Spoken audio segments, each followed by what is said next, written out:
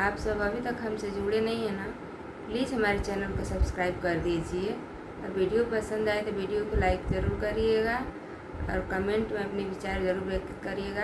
आपके कमेंट का हमें इंतज़ार रहता है और अपने दोस्तों में वीडियो को शेयर ज़रूर करिएगा। अब गीत सुनते हैं। जय छठी मैया। आइए आज आप सबके लिए एक बहुत सुंदर छठ गीत लेकर के आए हैं, आइए सुनते हैं।